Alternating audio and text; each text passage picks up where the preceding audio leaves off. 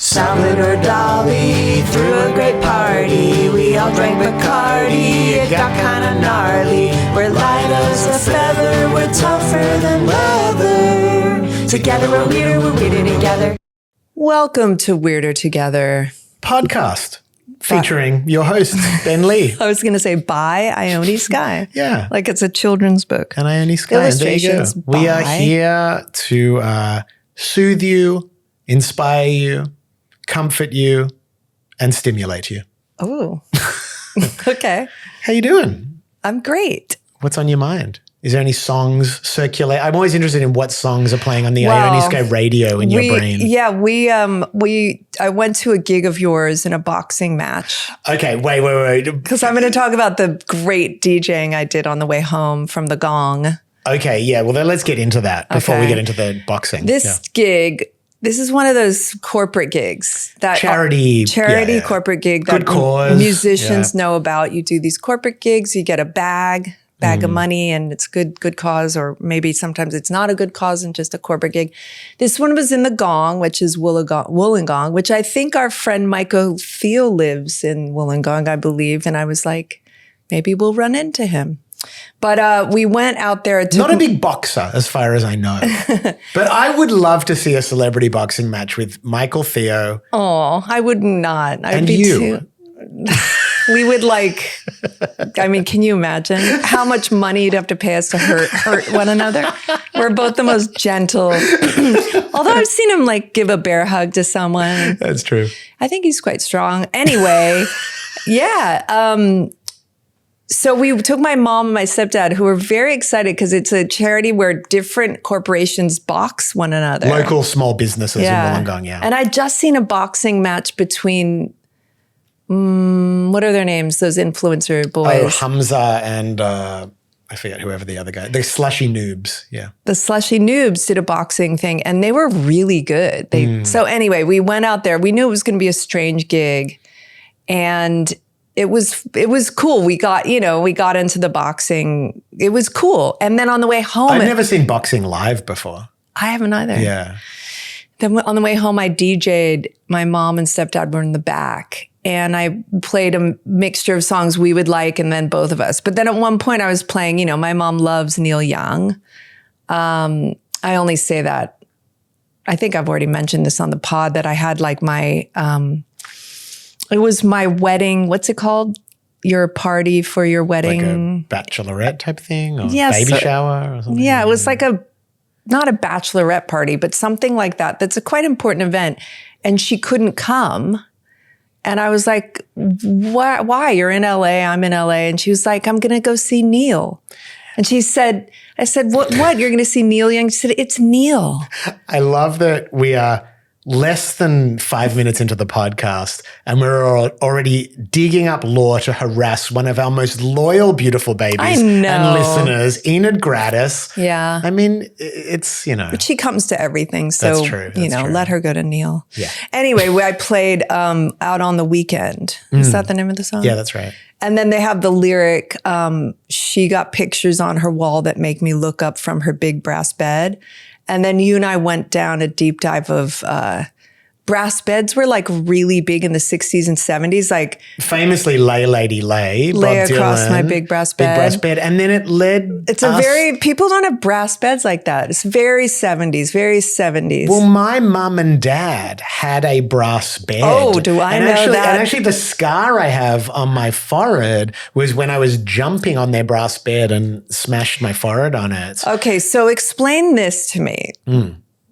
So your mom— You're going to have to give me more than that. I know. I just can't even. Yeah. Beautiful babies, you're going to love this. So when we first started dating, and the first time I came to Australia, or one of the first times, and I was jet lagged, and we went to visit your mom right away. Mm-hmm. And she was living in Rushcutters Bay. And all these details that, what do they mean? I don't know. But we went up to this apartment. I didn't know where I was. And I was so tired. And she said, lay down on my big brass bed. Lay across. She said, my daughter's young lover, lay across my big brass bed. So I went into her bedroom, shut the door, had the best jet lag nap I've ever had. And you were explaining something to me, that her bed was made up of— Oh, well, they bought the brass bed. My mum and dad always had this brass bed. My dad passed away. Long There's time ago. something She with kept the brass bed. mattresses. There's like 7 mattresses. It was an irregular shape, so Okay. you had to get custom mattresses built for the brass bed, and it's made up of 6 smaller cushions essentially. That's all there is to the story. I just couldn't. Was it a Cal King? No. No, it was beyond. It was beyond that. Bigger. Yeah. It was called. We call it a Brisbane King. I was so like, wait, this is like 4 single mattresses put together. Yeah. Also seems so difficult. Then they would have had that bed for so many years and Yeah. always having the irregular mattresses. Oh, and the sheets. You needed unique sheets made for it and everything. And it was like, was it worth it?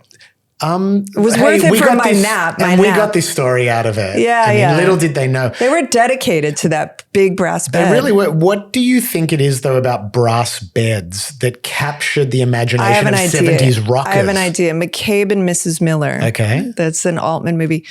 No, not an Altman. Yes. Yeah. That was the gold rush. I think this. Also, by the way, Ione Sky recently a new member of the Letterboxd app. Yeah. If people want to follow you there because they love your movie tips. But keep going. I mean, Sorry. at the end of the day, I think I'm so unique with my music and my You're movies. not like other girls, yeah. No, I think I'm not like other girls. And then I look at my lists and they're like the most basic, big movies that anyone would say are some of the best movies with a couple of weird ones thrown in. But basically, yeah, I'm not. Look, it's Spice World. It's Clueless. It's When Harry Met Sally. No, okay, it's yeah. not. But Yeah. Okay, McCabe and Mrs. Miller. Listen, I think, Yeah. you know how every decade is enamored by a past decade? Sure. So the 70s was a little enamored with the 50s. You've got Grease, Happy Days. 70s had a moment where they were like into the 50s again. And then there was also something about Victorian, like the 70s had all those kind of like Victorian dresses and your shoulders out and brass beds and stained glass windows and, you know, that kind of like wicker, you know, plants in wicker baskets, which is kind of Victorian. Bit of rattan. Yeah, Yeah. a bit of Victorian rattan. So I think that was just a kind of vibe going. And brass beds were like almost like, you know, not country cowboy, but kind of like. Okay, yeah, and let me offer another layer to this potentially, that the men were so enamored with being outlaws on the road. Yes. They were cowboys, right? They Yeah, were yeah, traveling. yeah. The image we're meant to Crosby, have. Stills and Nash. Yeah, the image we're meant to have of Neil Young or Bob Dylan on the road in the 70s was, you know, anywhere I'd just lay my hat, like potentially on a pile of newspapers. Yeah. We don't know that they even had That's beds. not the blingy- Beds. We don't know that these men had beds. Right. So when they had a new lover, if she was able to cradle them and nurse them back to health from these drug-fueled tours, Yeah. these brass beds it was almost like probably like it's almost like the sleep that these men would get was Yes, in the bosom of like a heartwarming prostitute of that era, like the prostitute that just like heart loved, of gold. had the heart of gold. Heart of gold, bed of brass. That's what I've always said. When Your new album cover. I've name, always said, that's give me a woman with a heart of gold and a bed of brass. Yeah, not the blingy tour, you know, the things that came later where people wanted like comfort. That's right. I think we cracked it. Yeah, I think we I want cracked the comfort, but I like that brass bed. She doesn't have it anymore. No, yeah. Where did it go? Did it get the council pickup? Council pickup, I think so, yeah. Someone has it.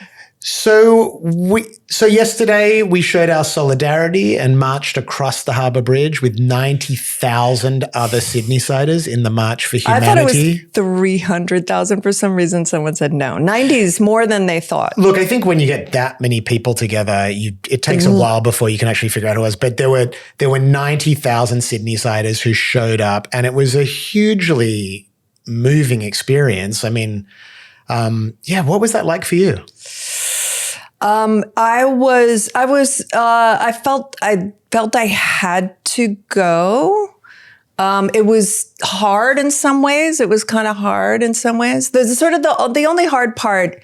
It wasn't hard because it was the weather. I mean, the stopping and starting. Okay, so it was raining. Sort of intermittently, torrentially raining. We had extra ponchos and then someone gave us an umbrella. So I got an umbrella out of it. Just kidding. I mean, I did, but that's not what That's your major takeaway. That's my yes, takeaway. from this major I have a piece Bunnings of umbrella. activism. No, it was good. The only sort of aggressive feeling people were the young white kids who were sort of more of that college age. It wasn't aggressive, but they were the most kind of whereas the sort of Muslim or Palestinian families were mellow. It was a very beautiful atmosphere. Yeah, it was a very peaceful atmosphere. And I think that's one of the things that actually some of the misinformation comes out to dissuade people from protesting, is trying to imply that it's going to be out of hand or chaotic or violent. And it wasn't in some way. anti-Jew. Like I once went to this women's music festival that was all women, very big gay thing. And I was afraid to go because I thought it was going to be man-hating. Right. And no, it was not man-hating. It was woman-loving. Yeah. So, this was not, down with the Jews or anything. It was, the governments, American government, the Israeli government at the moment. That's more what it was, obviously, and what's going on over there.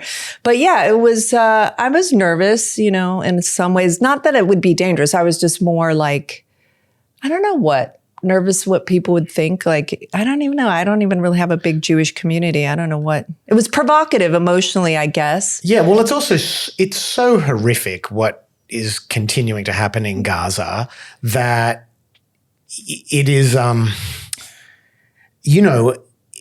even in this action that is so positive, bringing so many people together in a united way, so many different types of people, there's an underlying sadness and anger at this type of event that you can't run away from. And I was left with very mixed feelings because I felt very inspired by the fact that people could be mobilized, but also just so deeply sad that we find ourselves in a state of affairs where 90,000 people have to come out and protest the government. I mean, it's very powerful seeing the other protests and marches, the nice thing of like Instagram or whatever, TikTok, is that you do see these images that are from above. Like, I think marches, it would be on the news before, and they were very powerful, some of them. But seeing these countries, so I think what it does is it shows how many people care. And I think it shows support, and hopefully it does make a difference. But it felt like I kind of had to do it.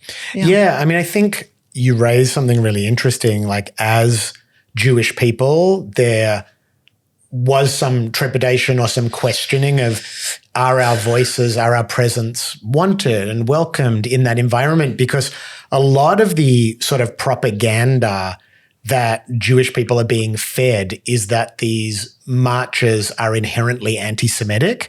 And as people who did this march, we were there for 3 hours, I saw nothing anti-Semitic.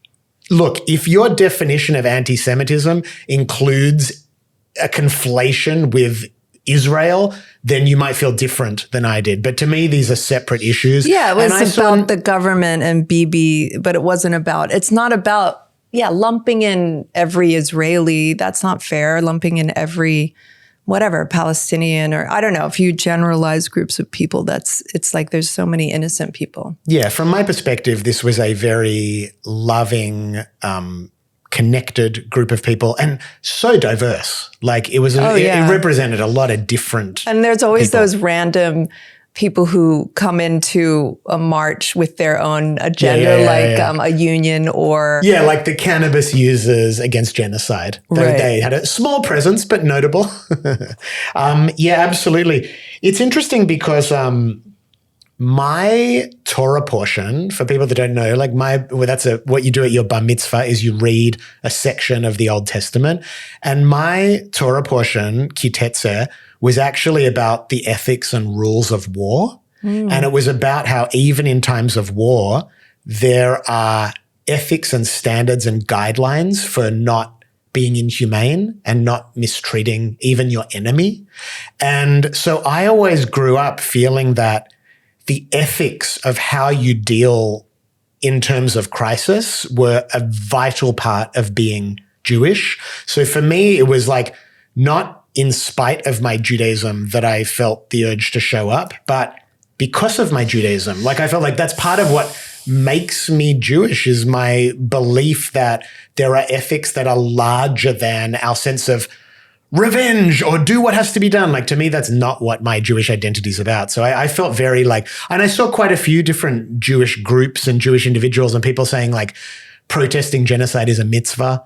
And I felt very like proud to see that. And, Yeah. and I think the umbrella has gotten much bigger of this movement, as it should. And it needs to welcome everybody in that, you know, essentially there was, as I said, there was nothing that I deemed as anti-Semitic. The major requests or demands were to do with the recognition of a Palestinian state, which is not a new or controversial idea. And might not, now there's not much to become a state. Well, that's it. The two-state solution's kind of out the window, it feels like. But still, this is an old idea of like traditional liberals that there should be a two-state solution. And also protesting state-sanctioned violence, which, I don't know, to me, these are like not controversial ideas. They're ones that we should all be aboard with. And I just thought it was a really impressive. And I was really happy to see the global recognition of the event, because it was a real feat. And the police were kind of amazing. It seemed like they were like there in a way that created, I wish the police everywhere could be like, these police were amazing. Yeah. There didn't seem to be They any were dramas. very, at one point there was actually just like a security person filming and smiling. And I was like, wow, even the police are filming, but it wasn't. It was someone random wearing like, it looked like, but they were just on their horses, just chilling out. Yeah, and it makes me sad. I was getting DMs. I put a picture on Instagram of being at the march, and I got a DM saying, I can't believe you're marching next to people chanting kill the Jews. I was like, no one's chanting kill the Jews. This is absolute madness and propaganda. It's almost like people don't want us to do any problem solving. They want to remain in division and drama, and I hate it. I know. Yeah. Well, yeah, there's different types of also Americans. Like there's there's people who love America who are very, very, very liberal. And then there's people who love America who are very, very. Can I say one more thing too? Yes. That was kind of an amazing moment. Like, yes, we had an extra rain poncho and we lent it to a young girl. We picked up a few extra ones at Mitre 10, extra ponchos. And then this Palestinian family had an umbrella from Bunnings. Yeah. And I was like, look at the way these major chains, where we were able to broker peace talks between Mitre 10 and Bunnings, hands-on between human beings in this environment. Surely the rest can follow. That's a good commercial. Exactly. If Mitre 10 and Bunnings can work it out, why can't there be a two-state solution? It takes place at a march. There you go. So we're privileged that we're just able to be the people who are in a march. Yeah, absolutely. And it's I'm still processing a lot of it's a lot of it's a scary time in the world, but it is the right to protest and the right to share your ideas and be, it's something I'm very grateful for.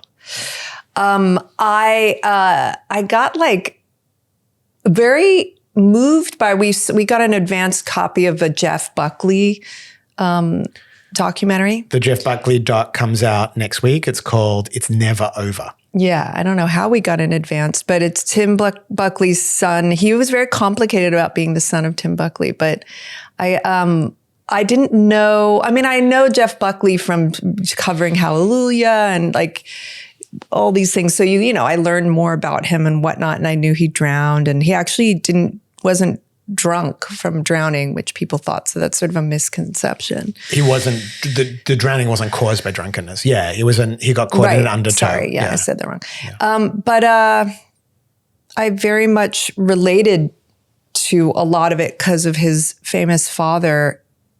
I want my brother to see it, because being a son of a famous father who was kind of absent is almost different. Not to downplay that it didn't affect me to not have a dad who was famous, but yeah, it was very similar. Even there was this one point where Jeff Buckley was a little kid and his dad had completely not been in his life, but he was performing.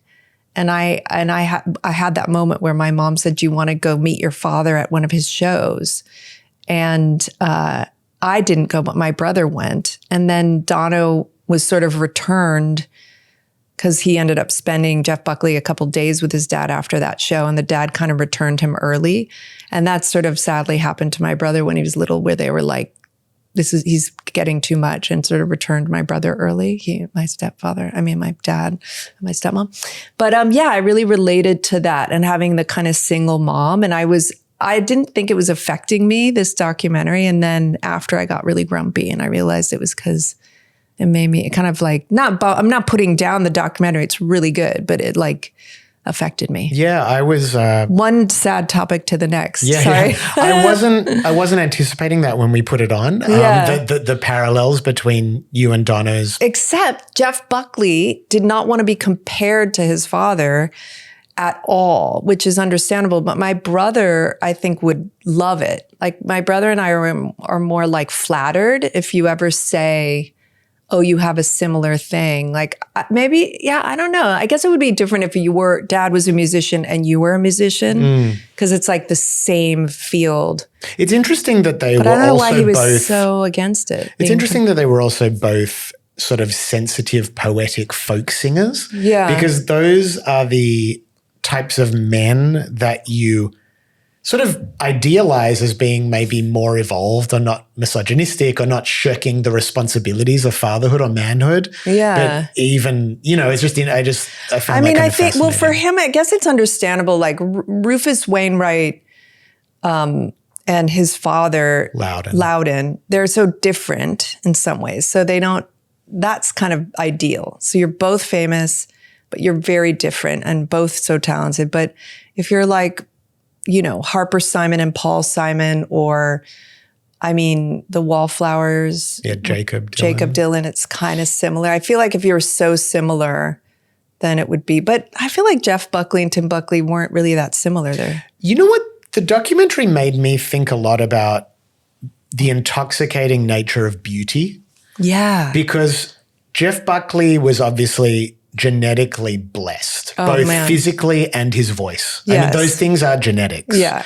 And they seemed to almost hypnotize everybody around him that he interacted with, fell head over heels for his physical beauty and the beauty of his voice. Yeah. And we were talking about River Phoenix too, and how he similarly had that beauty, not just physical, but in his spirit. There was something very beautiful. And talent. And it in a way makes people seem not fully human. Yeah. Like beauty can, in a way, just hide the raw humanness of things. Yeah. And in some ways, I think the documentary in some ways suffered from its own infatuation with Jeff Buckley's beauty. Yeah. Because the temptation is to romanticize beautiful things.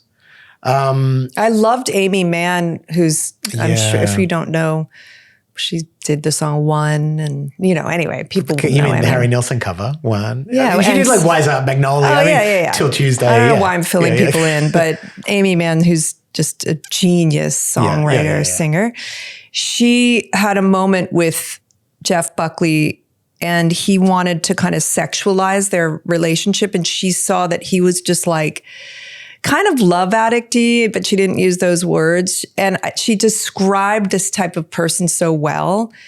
And she didn't let the beauty overtake her. She just saw that it was just going to be too kind of much pressure in a weird way to hook up with him. And she said, you need love, not sex. Yeah. And he wasn't like a big slut. He just, I totally captured and could feel like, and he was extremely young and would have outgrown this stage. He died too young, but he would have probably not been like that any longer. But it's that young thing when you're that beautiful and that needy and that boundarylessness that comes with that, with certain people, that other people would just go right into it. But she was just like, ugh.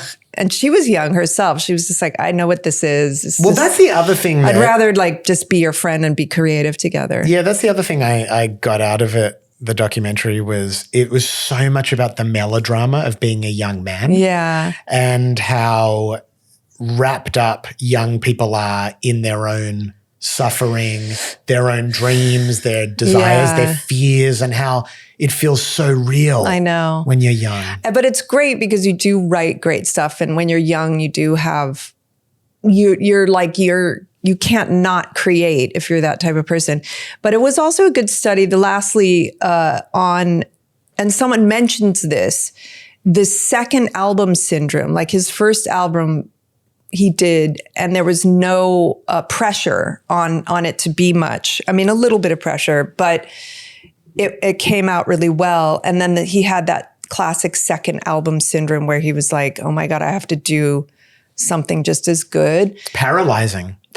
So it was really good to know at this point in my life, I would just think, oh yeah, your second album will probably not be the first one, and people are not going to like it, or they might, but just like the lighter touch with knowing a big career, you've got this amazing first album. You're going to be able to play those songs till the end of time.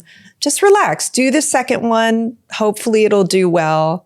Do you remember that Elizabeth Gilbert But you can't, TED Talk? like not when you're in it as a young person. No. Elizabeth Gilbert did a TED Talk about writing her follow-up to Eat, Pray, Love. Oh my God. And she said she had to accept that book was such a phenomena.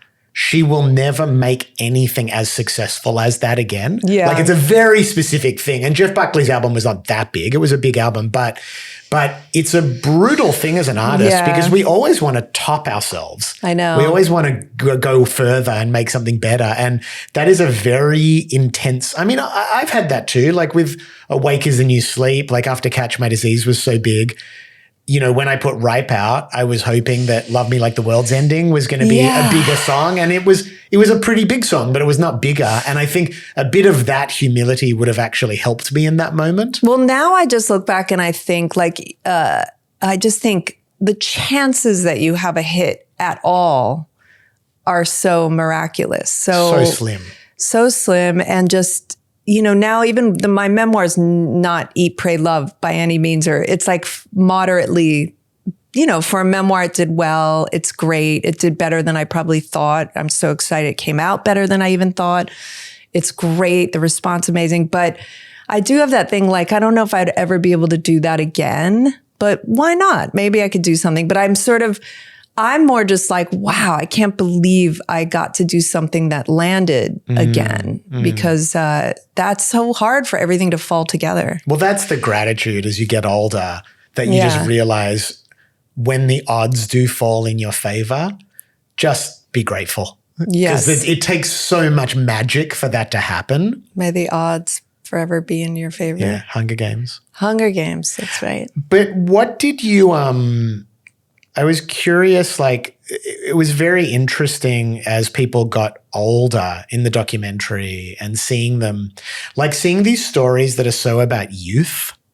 And I really related to, you know, all of his girlfriends and everyone. They're now in their, 50s, late 50s, and their perspective on the suffering he went through. There was so much like heart wisdom in that, I felt, that comes with aging, that, and I see this with our kids, like I want them, it's what you were saying, I just want to say to them, like, the things you're worried about are not going to be as big a deal, but that comes across as condescending. So you're sort of in this, you know, and they talked about that, like youth is wasted on the young. Yeah, but we should still be telling ourselves we should. And like when older people tell us that. There's actually no way. It has to be lived. Yeah. You actually have to live and learn that lesson on your own. You can't get that from an older generation. It just doesn't work. I know. It's true. That's why those moments and psychedelic experiences where you're like, wow, you're worrying about things. Like, I know. You don't have to worry.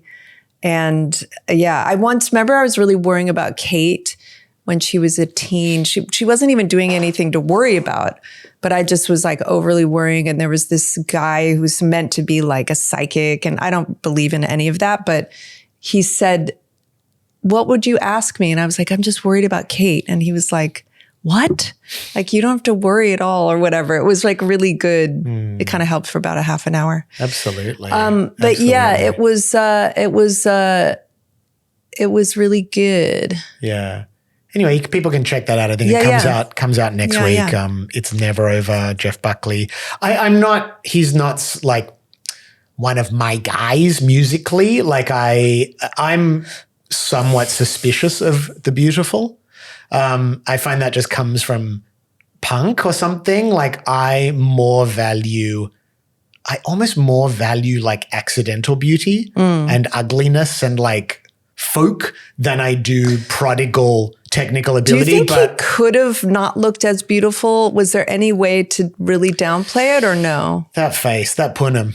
What are you going to do? Because is there a punk guy or there must be, I mean, Sid Vicious wasn't that beautiful, not like that. I'm trying to Buckley's think face was like one of a, I mean, Kurt Cobain was very beautiful too. There's not that kind of thing. It's like, it's really like movie star looks though, you know. But wait, let me ask you about that. He had the bone structure. He had the bone structure. But wait, let me ask you about that, the beauty side of it. Because, you know, he both worked being beautiful. Yeah. Like clearly, like he knew the effect his face had on women. I know, he had a push-pull, but it was a real But he also push-pull. didn't want to only be recognized as like a pretty boy or something like that. But like you got a lot of attention for being genetically blessed in the face. That's a good phrase, blessed in the face. I think men or boys have a harder time with it because you're not, I think women will lean into it a little easier. Oh, because it's not seen as masculine to be pretty. Yeah. A young woman is hard. Young pretty is hard. Like, I don't know if I told you that story. I did this medieval family drama called Covington Cross. It was a TV show in England, but an American English TV show. And actually it was on a list of great period things to watch that were overlooked because I'm constantly doing lists like best BBC period TV shows because I love all that shit. So I did, mine was finally on a list. Anyway, Covington Cross. And the crew, the English crew were like more misogynistic than American crews even. And I was so upset. There was this actress, Jane Lapotaire, I think. She's really brilliant. She's older, Royal Shakespeare Company, brilliant actress. And I was upset. And she said, you're going to not be treated with respect until you're older. There's nothing you can do. Like you're going to be treated like a dumb, pretty girl. And just wait until a couple decades, you know? And I was like, oh, okay. So I just sort of was like, yeah, I can't wait to be older and be respected. Yeah. Look at me now. Look at you. I respect you. Yeah. No, but you think about that too. It is true. Like, it's like women with big boobs or something. Like, it's like. But now it's getting a little better. What is? The combination of these sexy funny or sexy smart. Like there's more of a mashup these days with influencers like, that's true. You know, Ivy Walker. I love that you call her an influencer, but yes, that's true. Yeah. Big comedian, actress. Yeah.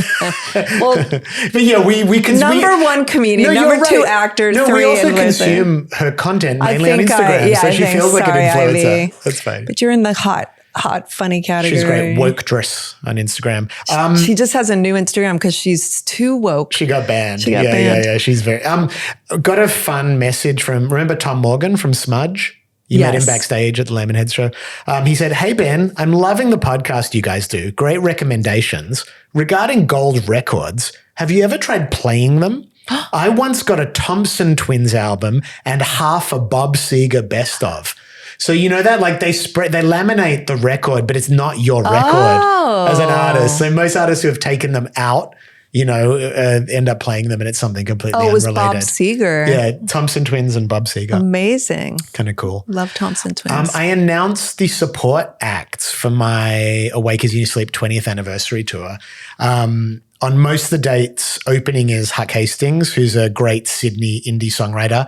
And then on all the dates, directly opening is our friend Sally Seltman, who I'm so excited about. Like a lot of people, if you've sort of followed Australian indie music, you would have heard her music at some point over the years she was in Seek a Lover Keeper with Holly Throsby and Sarah Blasco, solo work, a project called New Buffalo. But most famously, a lot of people don't know this, she wrote the song 1, 2, 3, 4 for Feist. there was an absolutely massive song. Sing a Not little. co-write, Feist did some She writing on that wrote too, it. but it was Sally's idea. So I'm just and she supported me on the original Awake tour, both in Australia and America. I love that. So I'm so excited to get Can back you on the sing road the with 1, her. 2, 3, 4 a little bit? Again? 1, 2, 3, 4, you more. Oh, teenage love you more than you do. Oh, you're changing your heart. You remember that? So good, of course. Yeah, the Apple I just wanted iPod to app. make you sing it. Oh, thank you. I don't know the lyrics. I should learn Clearly. them though. We might end up jamming. Yeah. So That's that. exciting. So tickets are available. Please come along. Some of the shows, low ticket warnings on like 3 of the shows. I think Fremantle, Melbourne, and one other one, and the others. There's tickets available. What is but this come Fremantle I hear of all the time? along. Frio. Well, it's where I played the prison with Missy. It's outside Perth. Perth. Okay, got Perth it. positive. Yes. Yeah. So, may you all this week find a lover with a heart of gold and a bread of brass. A bed of brass. And